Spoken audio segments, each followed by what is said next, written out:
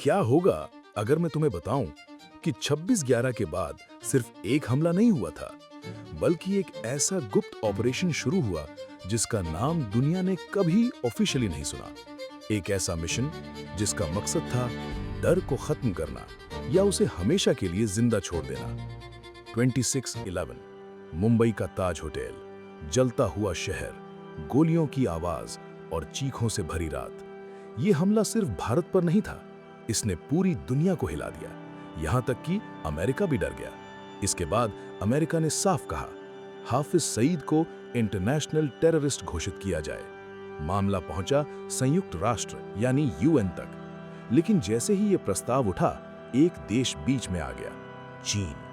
उसने अपने veto power का इस्तेमाल किया और हाफिज सईद को बचा लिया। लेकिन अमेरिका का दबाव इतना बढ़ गया कि पाकिस्तान को मजबूरन एक नाटक करना पड़ा। उन्होंने दिखाया कि हाफिज सईद को जेल में डाल दिया गया है, लेकिन सच्चाई कुछ और थी। भारत की खुफिया एजेंसियों को सीक्रेट चैनलों के जरिए पता चला कि हाफिज सईद जेल में नहीं बल्कि एक सेफ लोकेशन पर छिपा हुआ है। और यहीं से शुरू हुआ एक खतरनाक विचार।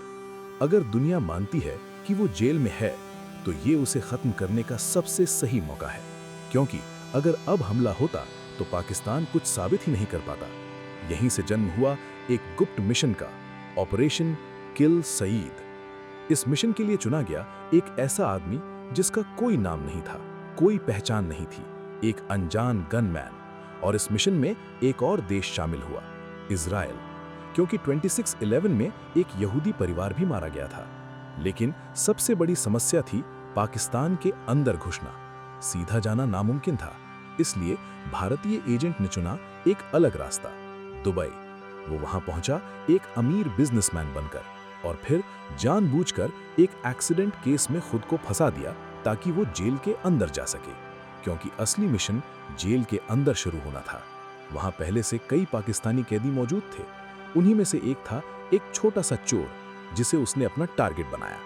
धीरे धीरे उससे दोस्ती की, उसे यकीन दिलाया कि वो भी पाकिस्तानी है, और फिर उसके दिमाग में एक सपना बो दिया, पाकिस्तान में एक रियल एस्टेट कंपनी खोल, पैसा मैं लगाऊंगा। लड़का मान गया।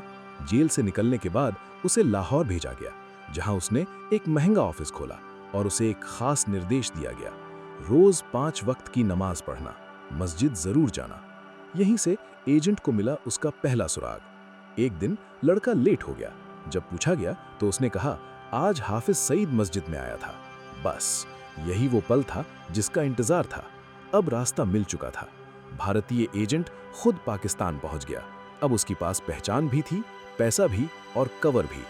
फिर उसने टारगेट किया एक अमीर परिवार की लड़की को जो रोज अपनी मां की कब्र पर जाती थी। एजेंट भी वहां जाने लगा।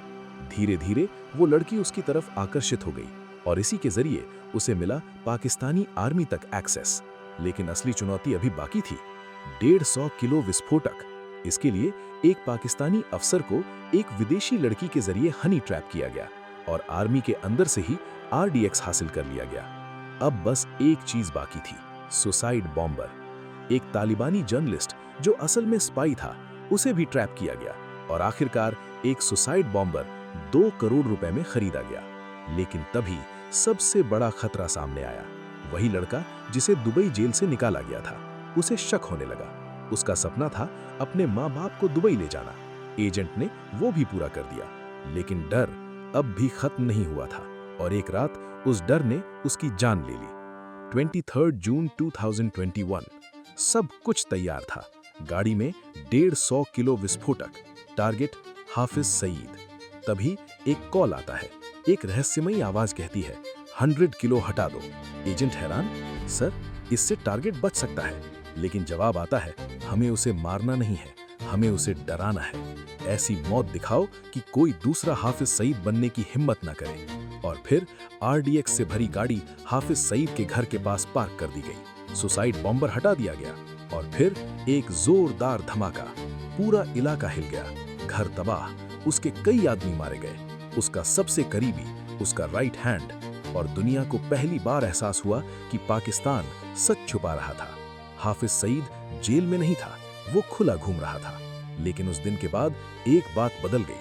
अब पाकिस्तान भारत के खिलाफ कुछ भी करने से पहले 100 बार सोचता है।